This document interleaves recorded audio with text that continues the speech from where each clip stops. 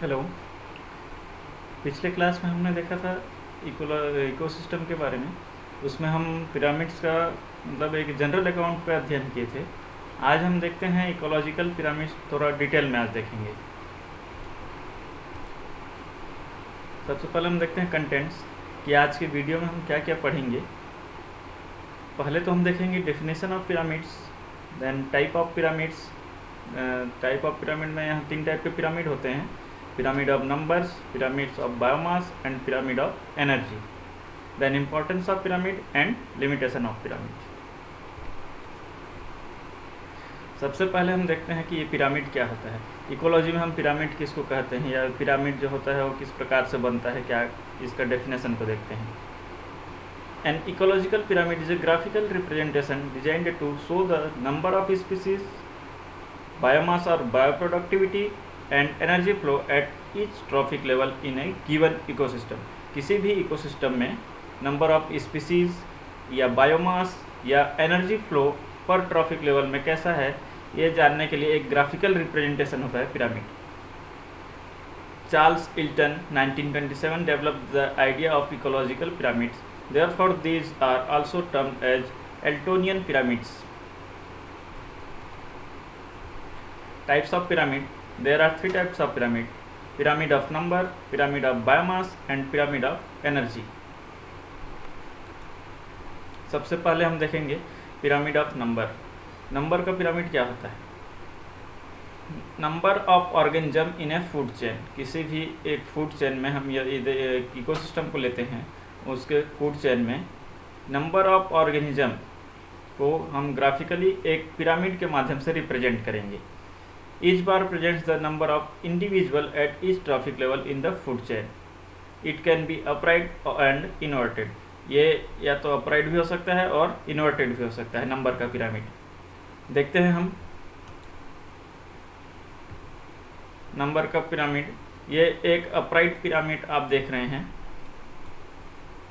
तो इसमें सबसे नीचे होते हैं प्रोड्यूसर्स।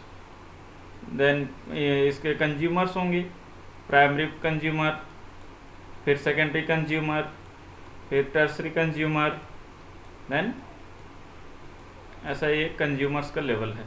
तो नंबर ऑफ पिरामिड मतलब यहाँ नंबर ऑफ ऑर्गेनिज्म को शो किया गया है। प्रोड्यूसर्स का नंबर यहाँ सबसे ज़्यादा है। ये जो होता है बेस, ये बेस क्या को शो कर रहा है? यहाँ नंबर को शो करता है।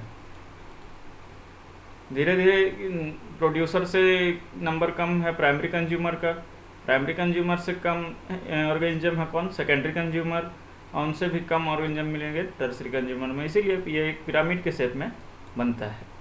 ये एक अपराइट पिरामिड है, एक ग्रासलैंड के इकोसिस्टम में ये बताया गया है। देन उसके बाद हम देखते हैं इन्वर्टेड पिरामिड। इन्वर्टेड क्या होता है?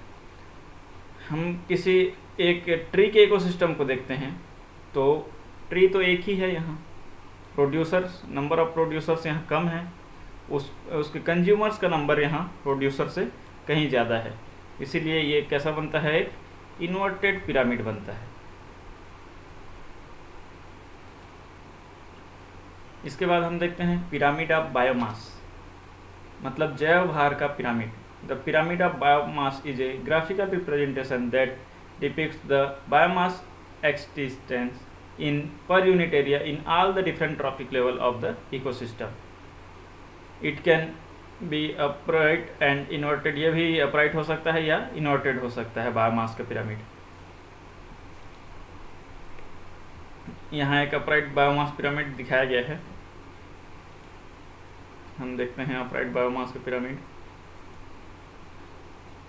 एक ग्रासलैंड इकोसिस्टम में बताया गया है। तो बायोमास यहाँ ज़्यादा होगा किनका? प्रोड्यूसर्स का। ये जो बेस होता है, बेस क्या है? बायोमास है, यहाँ बताया गया है। ठीक है, जैसे कि प्रोड्यूसर्स का बायोमास कितना है? 1000 किलोग्राम है। देन उससे कम होगा किनका? हर्बीवर्स, मतलब प्राइमरी कंज्यूमर हैं ये। प्राइमरी कंज्यूमर हर्बीवर्स का बायोमास किन से कम होगा? प्रोड्यूसर से कम होगा। यहाँ दिखाया गया है 100 kg।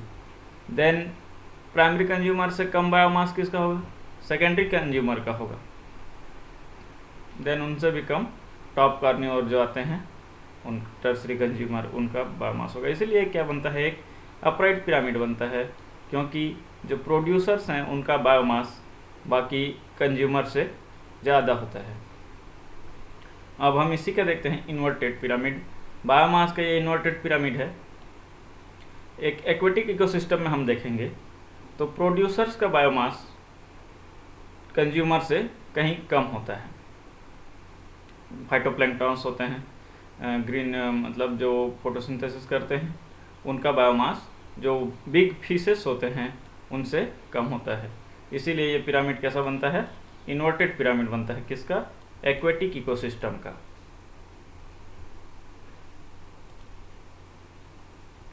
अब देखते हैं pyramid of energy. An energy pyramid is a graphical model of energy flow in community. The different trophic level represent the different group of organism that might composed of food chain। ठीक है, pyramid of energy is always upright. ये बात हमको याद रखना है कि जो एनर्जी का पिरामिड होता है, एनर्जी का पिरामिड कैसा होता है, ऑलवेज अपराइट होता है, ये इन्वर्टेड नहीं होता है। क्योंकि हम जानते हैं second law of thermodynamics which states that the energy is transferred और transform more and more of it wasted. जब एनर्जी ट्रांसफ़र होती है या ट्रांसफॉर्म होती है तब उसका ज़्यादा से ज़्यादा पार्ट क्या हो जाता है, वेस्ट हो जाता है। इसीलिए इसका पिरामिड कैसा बनेगा, हमेशा अपराइट का भी इन्वर्टेड पिरामिड नहीं बनता है। जैसा हम देखते हैं ये प्राइमरी प्रोड्यूसर्स हैं, जिनका एनर्जी ज़्यादा होता है। ठीक है, सन से एनर्जी लेते हैं, ये 100% एनर्जी लेते हैं, इनका एनर्जी अधिक है। अब जब ये एनर्जी प्रोड्यूसर्स की एनर्जी प्राइमरी कंज्यूमर में ट्रांसफ़र होगी तो क्या हम 10% लॉ ये बोलता है कि वन ट्रॉफिक लेवल से अनदर ट्रॉफिक लेवल में ओनली 10% एनर्जी क्या होती है, ट्रांसफ़र होती है। तो मान लीजिए यहाँ 100% एनर्जी मिल रही है इनको, तो ये प्राइमरी कंज्यूमर में कितना जाएगा, ओनली 10%। इसी तरह से प्राइमरी कंज्यूमर में सेकेंडरी कंज्यूमर में 10%, मतलब 10 का 10% तो 1% एनर्जी ट्रांसफ़र होगा। और सेकेंडरी कंज्यूमर से टर्सरी कंज्यूमर में भी 1 का 10% मतलब 0.1% एनर्जी ट्रांसफ़र होगा। और फिर टर्सरी कंज्यूमर से जो टॉप कंज्यूमर हैं उनमें 0.1 का 10% मीन्स 0.01% एनर्जी ट्रांसफ़र होगा। मतलब जो प्रोड्यूसर्स हैं उनकी एनर्जी ज़्यादा होती है और धीरे धीरे वो क्या होता जाता है, कम होता जाता है। इसीलिए इसका पिरामिड हमेशा अपराइट पिरामिड बनेगा। अब देखते हैं importance of ecological pyramid. Ecological pyramid का क्या इम्पोर्टेंस है, क्योंकि एक ग्राफिकल रिप्रेजेंटेशन होता है इसीलिए ये समझने के लिए इजी होता है। It gives all overall picture of transfer of energy from one trophic level to next level. एक ट्रॉफिक लेवल से अनदर ट्रॉफिक लेवल में transfer of energy and number of species and biomass को ये represent करता है। हम diagram देख के ही समझ सकते हैं इकोसिस्टम को। अब देखते हैं इसके लिमिटेशन क्या क्या हैं।